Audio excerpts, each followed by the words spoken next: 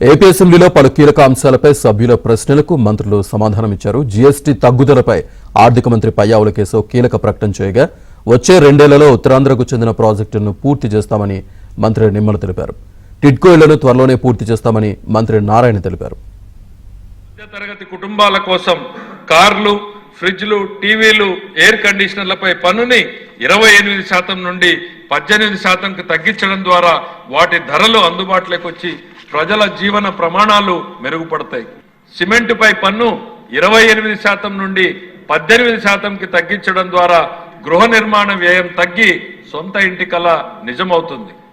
ఆరోగ్య రంగం కోసం ఔషధాలపై పన్నుని 12 నుంచి 5%కి, అత్యవసర మందులపై పన్నుని 5% నుంచి 0కి తగ్గించడం ద్వారా రోగులకు కీలక ఉపశమనం కలిగి అందరి వైద్య సేవలు అందుబాటులోకి వచ్చి ప్రజారోగ్య మెరుగుపడుతుంది. బీమా రంగం జీవిత మరియు ఆరోగ్య బీమాపై పన్నును 0%కు తగ్గించడం ద్వారా మరిన్ని కుటుంబాలు బీమా పొంది వారి కుటుంబ భద్రతను పెంచుకోవడానికి ఉపయోగపడతాయి. ఎంఎస్ఎంఈలు చిన్న పరిశ్రమల కోసం వ్యాపార ఉత్పత్తులు, మధ్యవర్తిత్వ సేవలపై పన్ను సరళీకరణ ద్వారా ఖర్చులను తగ్గించి పోటీ వాతావరణాన్ని పెంచుతుంది. గత 20-30 సంవత్సరాల నుంచి నిలిచిపోయినటువంటి ప్రాజెక్టులు ఏవైతే ఉన్నాయో వాటన్నిటిని కూడా ప్రయారిటీలో పెట్టుకుని నాకు 2 సంవత్సరాల్లో ఈ ప్రయారిటీలో ఉన్నటువంటి ప్రాజెక్టులన్నీ కూడా పూర్తి చేయాలి అనేటువంటి విధంగా, అంటే ఏదైతే వంశధార ఫేజ్ 2 అండ్ స్టేజ్ 2 కానీ, తోటపల్లి ప్రాజెక్టు కానీ, తారకరామ తీర్థ సాగర్ కానీ, ఆఫ్షోర్ రిజర్వాయర్ కానీ, అదేవిధంగా ఇంటర్లింకింగ్ వంశధార నాగావళి కానీ, జంజావతి కానీ, ఇంటర్లింకింగ్ ఆఫ్ ఏదైతే నాగావళి చంపావతి కానీ, మరి అదేవిధంగా మడ్డు వలస కానీ, ఇట్లా ఇవన్నీ కూడా ఆయన ప్రయారిటీ ఇచ్చారు. అధ్యక్ష, ప్రయారిటీ అవడమే కాదు 2 years మాకు టైం ఇచ్చి ఈ 2,000 కోట్ల రూపాయలు, అంటే దగ్గర ఇవి పూర్తి చేయాలంటే 2,400 కోట్ల రూపాయల వరకు అవుతుంది.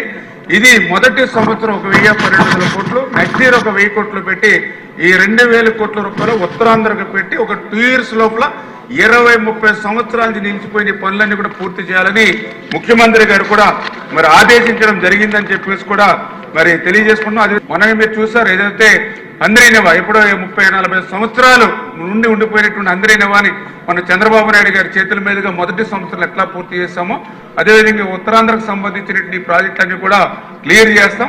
అంతకుముందు కట్టిన ₹1,00,000కేమో 2,000 రూపాయలు అప్పులు చెల్లిస్తూ వాళ్ళు నానా నరకం అనుభవిస్తున్నారు. అధ్యక్ష, రోజు కూడా ఆఫీస్కి కనీసం 50 మంది 100 మంది వచ్చి నిరసన కార్యక్రమాలు ఏంటి సార్ అంటే, నేనేం చేయను బాబు, జగన్మోహన్ రెడ్డి గారు ప్రభుత్వంలో ఇలా చేశారు అంటే నేను కూడా చెప్పుకున్నాను. అధ్యక్ష, నేను కూడా బాధితుడినే, నాకు డబ్బులు ఇవ్వలేదు. సుమారు 123 కోట్ల రూపాయలు డబ్బులు ఇవ్వాలి. అధ్యక్ష, బెనిఫిషరీస్కి ఇచ్చేసి బెనిఫిషరీస్ దాంట్లో దిగిపోయి 2 సంవత్సరాలు మెయింటెనెన్స్ పీరియడ్ అయిపోయిన తర్వాత కూడా డబ్బులు ఇవ్వట్లేదు. అధ్యక్ష, కానీ ఆశ్చర్యం ఏంటంటే ఆర్థిక శాఖ, ఈ రాష్ట్రంలో ఆర్థిక శాఖ అధ్యక్ష జగన్మోహన్ రెడ్డి గారు ప్యాలెస్ కట్టిన వాళ్ళకి మాత్రం 60 కోట్ల రూపాయలు రిలీజ్ చేశారు. అధ్యక్ష, అంటే జగన్మోహన్ రెడ్డి గారు ప్యాలెస్ కట్టిన వాళ్ళకి 60 కోట్ల రిలీజ్ చేసి ఏపీ టిడ్కో ఇళ్లు కట్టిన వాళ్ళకి పేమెంట్ రిలీజ్ చేయకపోవడం ఎంత దారుణం అనేది ఒకసారి మీరు ఆలోచించవలసిన అవసరం. అధ్యక్ష, ఏదైతే విష్ణుకుమార్ రాజు గారు శాసనసభ్యులు అడిగారు,